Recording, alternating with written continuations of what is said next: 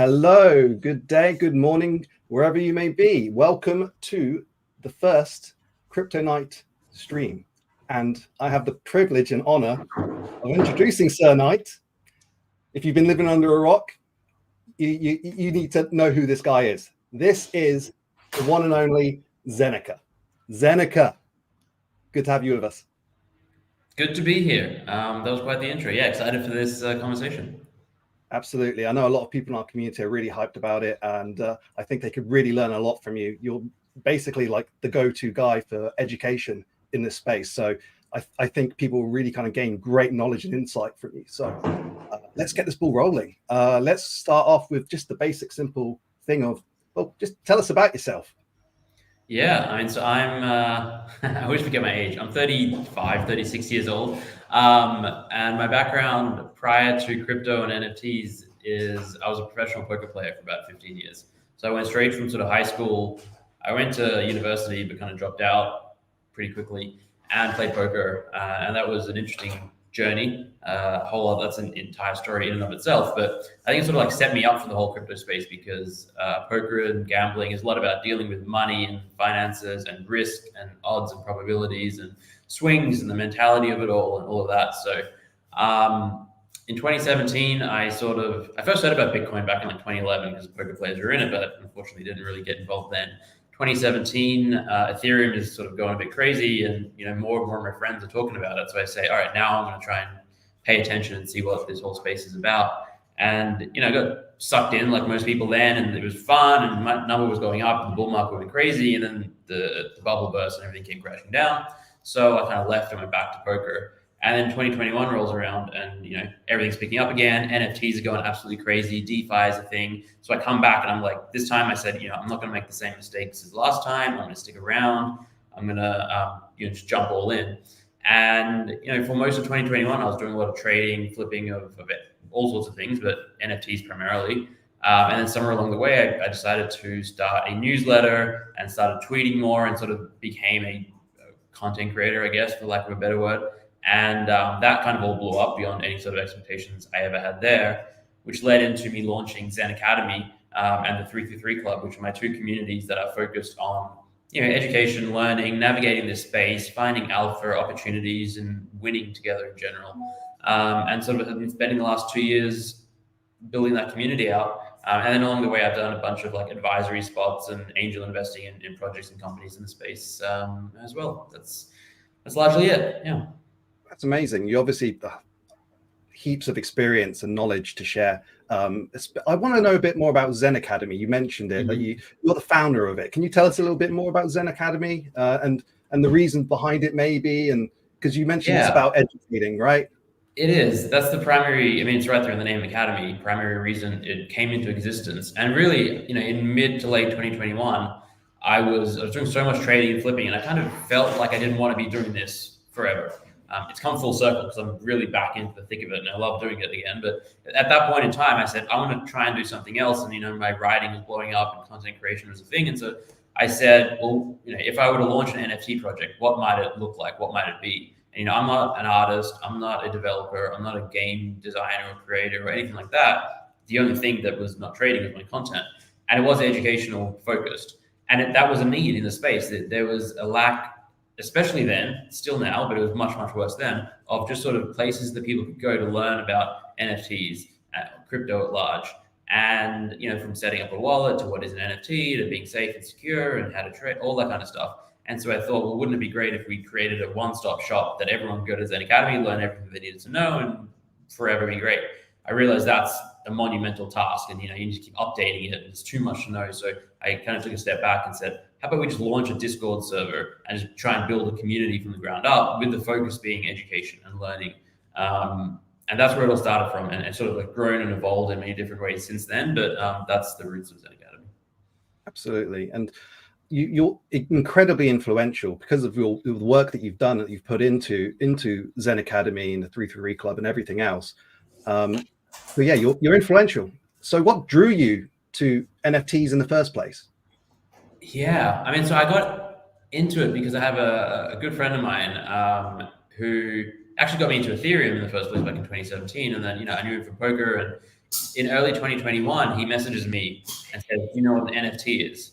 And I said, "I have no idea what you're talking about." And then he showed me an image and said, some of his friends were buying and selling this for thousands of dollars. And, we thought they were getting scammed in some Ponzi, in some cult, and like laughing about it. That was the first reaction. But, after a little bit of time, we were like, these are smart guys, maybe we should look into it a bit more. And then there's this article by Packy McCormick, Power to the Person, I think, or Power to the People, all about the creator economy and NFTs and how, CryptoPunk is going to be this digital art asset. And then, reading that massive article sort of like made something click. And being I'm a lifelong gamer. I was playing RuneScape in 2003. I grew up in the 90s on all sorts of online games and just always gaming. It just clicked. It made sense. All right, I spend all my time online anyway. Now you're saying there's a way to own assets in this space and trade. It just clicked. And I was like, all right, this is magical. This is special. This is going to change the world. And it is going to change the world. So that's what drew me in. And I've just never lost that passion for NFTs. You and me both. I was very much, it's the same story all around for me. RuneScape, that time period. Yeah. And it does make sense as a natural evolution of it, doesn't it? It just goes hand in hand. Yeah, it's so simple. Absolutely, it makes a whole lot of sense to really get into it. So I'm going to touch on quickly a little bit about Cryptoknights and ritestream. Yeah. What made you decide to join ritestream and become a Cryptoknight? Yeah, I mean, when I was first approached with the idea and the concept, it was intriguing, but I wasn't necessarily all in at that first initial moment. I just wanted to learn more about it, and because there's a lot of people attempting to create, whether it's a TV show or some sort of concept like this, or whether it's funding for projects, so I'm always a little bit skeptical at first.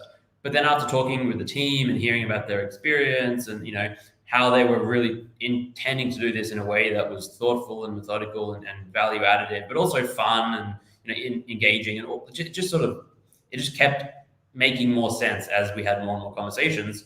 I've never been a part of something quite like this before as well, so a new experience for me. And I thought, hey, this sounds like it could be fun. Let's give it a shot. And I'm really excited at the direction it's been taking, and can't wait to see this road all the way down.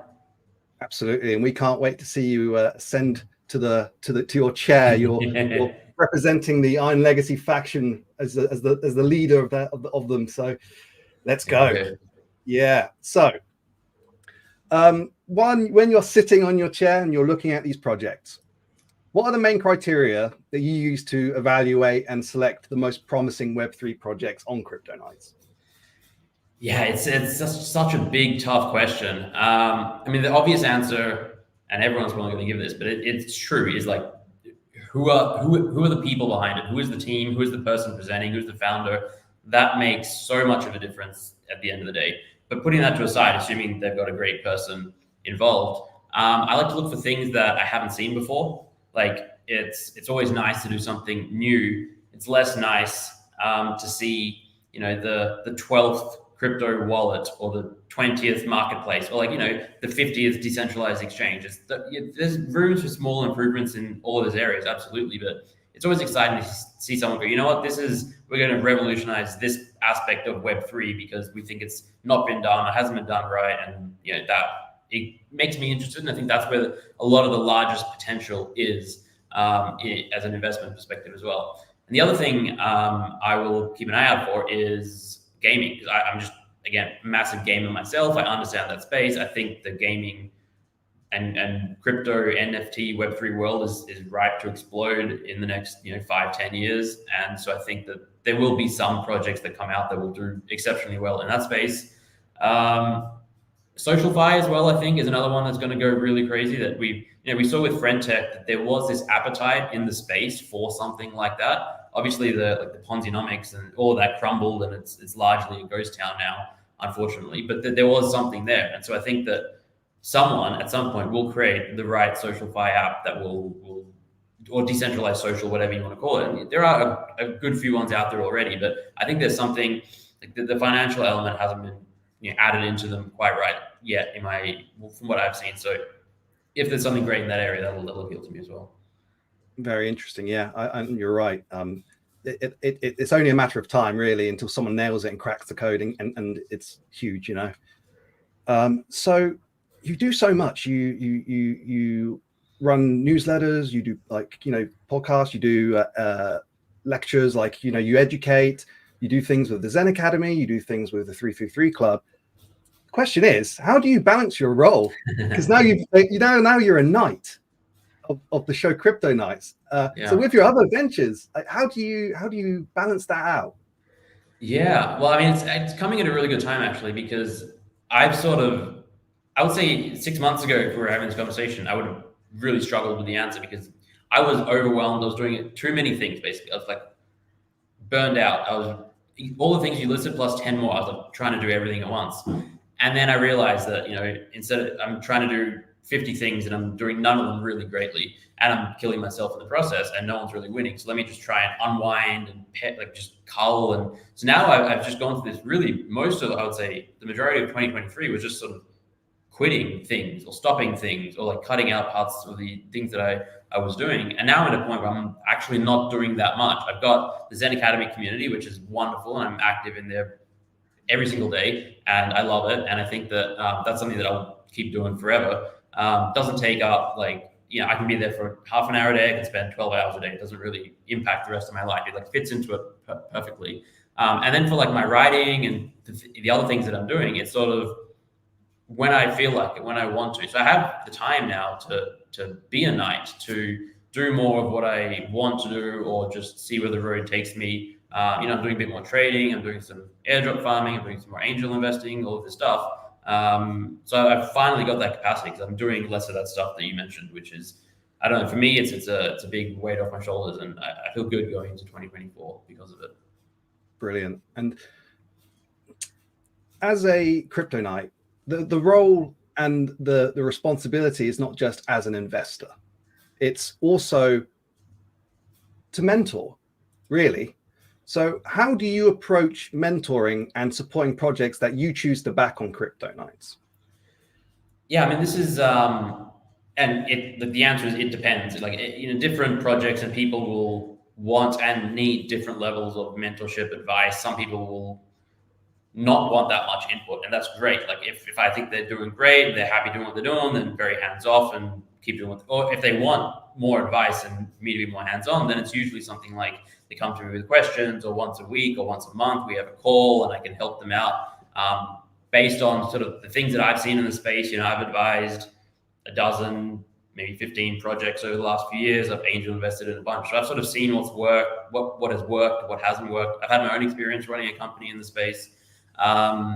So yeah, it really will just depend on the project and the people, and as well as sort of what they're building. You know, if they're building something in an area that I have more knowledge and expertise in, I'll have more to offer. If they're building something that's inherently technically sophisticated and a lot of what they're doing is dev work, and I'll have very little to add. But then maybe in the future, if they, you know, 12 months down the line, they get to a point where they're trying to go to market and they want to talk about their marketing or their community building or things that I know a bit more about, content creation, that's when I might be able to add more. So it's just about knowing what I can offer and I feel confident being able to add value, and then hopefully that only doing it if they're willing to receive it, because I don't want to sort of impose myself on anyone that isn't open to it.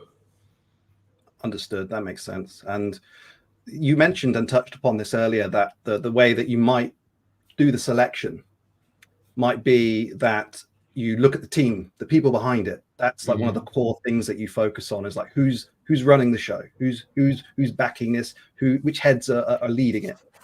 Which leads me to this question in particular. So what are some of the skills or qualities that you look for in founders, in teams that pitch to you on Cryptoknights? What do you look for? What skills and skill sets and qualities?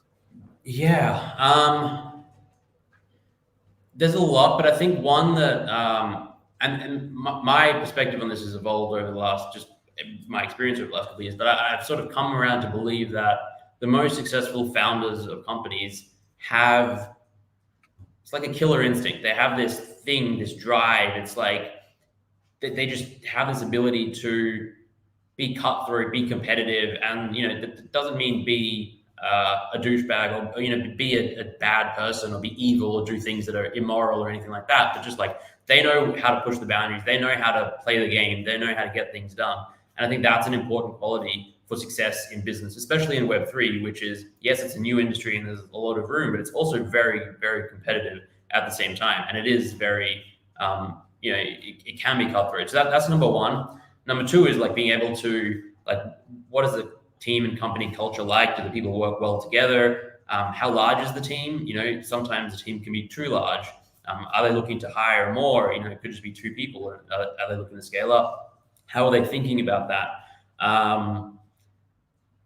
So that's a few. And then I guess, like, what's their past experience been? Is this someone who's run successful companies before? Is this a first-time founder? And, there's nothing, sometimes a first-time founder is better than someone who's run companies before, because someone who's run and exited a few companies might be a little more complacent and not have that hunger. But then other times you want that experience. Sometimes the best is when you have a couple of co-founders. One is a first-time founder and the other one is someone who has that experience. So really just everything, just sort of making that judgment and gut call on, does this person, does this team have the ability to build what they are setting out to build? And then the other important thing is, can they market it? Can they play the attention game? Because we all know now that it's not good enough to just build it, or rarely is it good enough to just build it. You need to get attention as well. You need to get users, you need to get customers, client, whatever the project is. Very rarely do you not need users, customers, clients, whoever to survive. You'll usually need one or the other. And how are you going to go about getting that? And that can vary. You could be trying to get 100,000 users or 1 million, or you're doing a B2B product and you just need 20. So it really just depends on the product. But being able to answer that question, how you're actually going to go to market and get people using your product is important. It's very important. Absolutely. So since we have you on, I am going to have to take advantage of this opportunity and pick your brain a little bit, just for the benefit of our community, our loyal and lovely RITE streamers. Can you give our community a taste of what they can expect from you? Maybe some tips, for someone in this. I mean, it depends again, like who I'm giving the tips to. But like one of the biggest pieces of advice I can give to anyone is to be patient in this space. It's very easy to FOMO, to rush into things, and this is whether you're coming into trade or you're coming into launch a project or a business. It's like, take your time. Yes, things move quickly in this space, but you're generally better off being a little more patient and being a little more reserved than, the default is to FOMO, is to ape into things, is to do things quickly, is to try and move 1,000 miles a second. So I think being patient is critical. Building out your network is probably the second. It might be even more important, but it's so important. I mean, in life, but also in this space. They always say your network is your net worth, and so on. And I think that's incredibly true in this space. Like the opportunities that you will get by knowing more people and being more well connected, that's how stuff gets done. That's just the reality of the world. And you can be very successful without having a network. You can launch a successful company or product without having a network, but you will generally find it a lot easier and generally get a lot further if you have just a network of well-connected people that you can lean on, that you can ask for advice, that can support you when you launch something, that they can give you critical feedback that maybe others might not. It's just like that they can connect you to the right partners and get you clients, customers, and all of that is incredibly important. So that's two. And the third, I think, is money management. It's something that is, and risk management, I guess, is put together as one, because I think it's very hard to get right unless you take the time at the beginning or at the outset or whenever, but earlier is better, to sit down and think about your strategy and think about, what is my risk appetite? Where am I in life? What am I hoping to achieve? How much am I comfortable risking? When am I going to exit my positions, exit the company, exit this trade, whatever you're doing? Manage your risk and understand from the outset what your strategy is. Absolutely. And I think you really touched on a really important thing, is you need to surround yourself with people who are smarter than you are. Yes. Yeah. And that can be, they're smarter than you with law. They're smarter than you in books, like they're in science or whatever. You need to surround yourself with people who who really know like a specialty, because that's really it does help an awful lot. And yeah, you are absolutely hit it on the nail on the head there. So I think that covers most of the questions that we've prepared that's been asked around. But I think it might be good to maybe get some comments from the chat. So guys, leave your questions in the live chat. The good ones will pop up on the stream. If Zeneca, if you see anyone in particular that you like, I'll try to find it and grab it. And there's a lot of questions, more than I was anticipating. There are Jesus. There are a lot. Do you want to start from the bottom or from the top? Let's start from top. Newest makes first? More sense. Holy crap! There's a lot of questions. Okay, we'll start from the very, very. Oh my gosh, you weren't joking. There are an awful lot of questions. Keep scrolling up. Yeah. All right. How about you pick some random ones? Okay. Yeah. Absolutely. Let's see here. As someone who's been deep in the crypto space for a while, do you think Cryptoknights has the potential to be a turning point for mainstream adoption of crypto and Web3 concepts? Very good question. Yes. And sorry, can you hear me right? I changed my audio because I realized I was using yeah. We can hear you loud and clear, mate. Okay, great.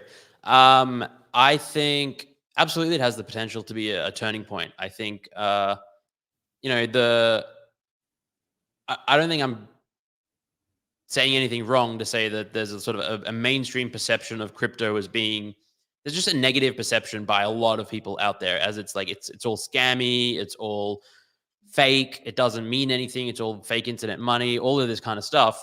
And I think that by showing people that there are real business people building products and services that are trying to add value to the world, that really will legitimize it, I think, for quite a lot of people. So I definitely think it has the potential to be a turning point or act as one of the things, as part of the new wave of hopefully changing people's minds about crypto.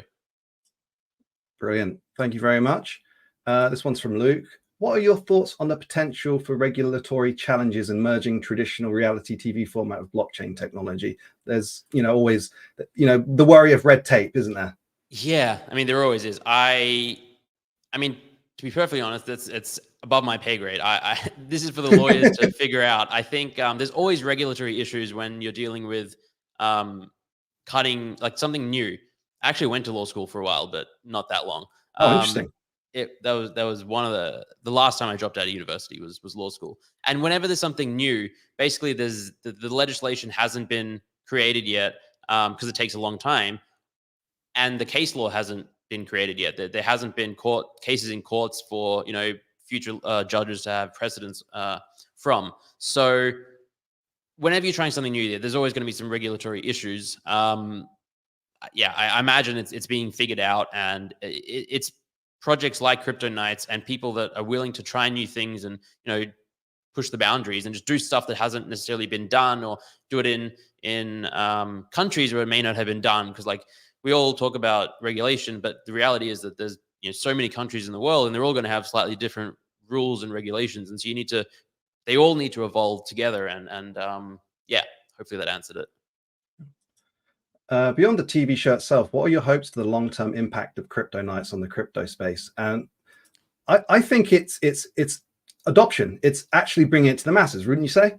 Yes, I think that should be like the number one goal, or the overarching goal. But I'd say very, very much in parallel to that is hopefully spawning and launching a series of companies and projects that deliver real value and build things that are actually value added to the space, because we are such a young space still, and there are a lot of people out there with a lot of ideas who maybe can't get the funding or don't have the connections, can't get advice. And I think hopefully the Cryptoknights concept and the show will get them some visibility as well as advice and funding, and let them flourish is the goal. But yeah, adoption is probably number one. Okay, so here's one here. How does Cryptoknight Zeneca go about selecting and backing projects like Blue, Decker, and Floor? So these are from your previous investments and and works, correct? Yes, I believe they mean Blur, not Blue, but yeah, Blur, Deca, Floor are 3 that I've invested in. Sorry, I missed the last bit of that question. Are you able to? I'll get it. Or just, yeah. There we go. What criteria do I consider in supporting these projects? It's a variety of things, but honestly, again, the number one is the people, the team. Who are they? Do I believe in them? Do I have faith in them? What have they done before? All that kind of stuff. And then number 2 is, are they building something? It's exactly what I said before, like new or just something that I think the space will need. And in all 3 of those examples, I think the answer is yes. Blur being, we had marketplaces before, but we didn't have a marketplace for advanced traders. That's what they set out to be. And I think that we can also say that they've succeeded in that. There's a lot of people that have, it's very controversial, Blur, I think, but they succeeded in doing what they said they were going to do. And I think that the space is better off for it. Competition is good. And so that's Blur. Floor is, they've built a mobile portfolio app for your NFTs. And so it used to be extremely difficult to find out the portfolio value of your. And I used to have a spreadsheet that I would just write down manually and then every day check. And then I started tweeting them out, and that went crazy because there was no way to find out your portfolio value. For fungible tokens, regular tokens, there's a million apps out there, but for NFTs, it didn't exist. Floor said, hey, we're going to build it. And they have built it. And so that was Floor. And then Deca is that they're basically, once you have your NFTs, how do you view them? And they're a gallery platform, and they're building a social layer on top of that where you can sort of, follow others, and artists can be on. It's just this great platform. Like, I use it myself for actually viewing your NFTs, because it's one thing to buy them, but if they're just sitting in your wallet, it's kind of like having art sitting in or whatever sitting in storage rather than hung up on your house, and having a place to display them is great. So those are the main 2, is the team and what are they building. And then beyond that, it's usually just noise. Like the rest doesn't matter that much to me. Brilliant. We'll just take a couple more. Sorry, I'll add one more because it does matter. Is sure. the what valuation they're raising at, and usually projects are raising at a very fair and reasonable valuation. They're trying to raise, $1 million at 10 million valuation or whatever. It's not crazy. In the bull market, it got a little crazy, but most of my angel investing has been during more bearish times. But yeah, occasionally there'll be a project that comes to me and like, team's great, and I think they're doing something great, but they're trying to raise at a really crazy valuation, and it just doesn't make sense at that point. So that's the other thing I definitely do look at. Okie dokie. Thank you, Zeneca. I really appreciate that, mate. Let's see here. How has his involvement influenced your decision to join Cryptoknights, and what your expectations do you have working with such an experienced team? Yeah. Honestly, I don't really know exactly what to expect. I've done a little bit of like filming. I filmed some courses. There was like in a studio with, director and cameras, and been on that side of things a little bit, but not for a full-blown TV show. So I don't really know what to expect, except that I expect it to be like well-run, a well-oiled machine. And that's where their experience comes into play, because I know that they've run successful shows and they've done this many, many, many times before. So I'm not expecting this to be like, there are other projects and things that I've said yes to in the past. Conferences is one example, when it's their first time running a conference or putting on an event, and then there's all sorts of issues, and it's just very unprofessional. And I don't expect it to be like that at all. I think that, because it's such an experienced team, it's gonna go well. It's gonna be a great, fun experience. It's gonna be a learning experience for me, and hopefully the end product comes out great and people enjoy it as well. Brilliant. This one actually, maybe you touched on it if you missed it, but like, how do you stay updated on the latest trends? How do you follow the meta? ether? How do you tap into that? Like where everything's going? Almost like sometimes it's like you can predict the future. Like you seem to have this funny like way of knowing where things are going. How do you do it? I mean, first, I don't think that. I wish I could. I've been wrong a lot. It seems that way though. Sometimes I'm right. Honestly, it's like it's Twitter and Discord. It's Twitter. That's the heart and soul of crypto is Twitter, and then Discord, and the 2 of them. And just by being very active on both, and I haven't tweeted much in the last month, last few weeks, I've been pretty inactive. But every day I still scroll and I just read and I read and I just consume information, because I think that's how you stay up to date. That's how you find quote unquote alpha. That's how you find opportunities. That's how you know what airdrops are coming up. That's how you know what new chains are coming. And when a chain is about to announce something big and maybe you want to buy in early, and what NFT projects are up to. And then, all takes place. All the information is out there. The problem is not that you can't find the information. The problem is there's too much information. You have to filter through it. And how do you find the good from the bad? And that comes with experience and following the right people and knowing who to follow and who to believe and having conviction in them. But then also within Discord is when you have deeper conversations with people and be like, hey, what do you think about this? And, I know so-and-so who's on this team and they said this. And it's just by being really active and spending a lot of time. That's where I get the majority of my information. And then every now and then I'll read, I subscribe to a bunch of newsletters, but they come into my inbox and I get like 8 a day. I don't read them most of the time, but every now and then I'll click on one, or I want to, like, some people do a weekly update and I'll just scroll through and just bit up to date there. But yeah, Twitter and Discord is the real answer. Brilliant. I think you answered all these questions perfectly. I think we will end the session here. We're just coming up to 32 minutes. I found this AMA extremely educational, exciting. It's really, really, really an amazing time. Now, I think this year is going to be a very interesting year for everyone. And 2024 is going to be crazy. it's going to be. It's just a feeling. Yeah, you feel it, right? So, Zeneca, I just want to say thank you so much for joining.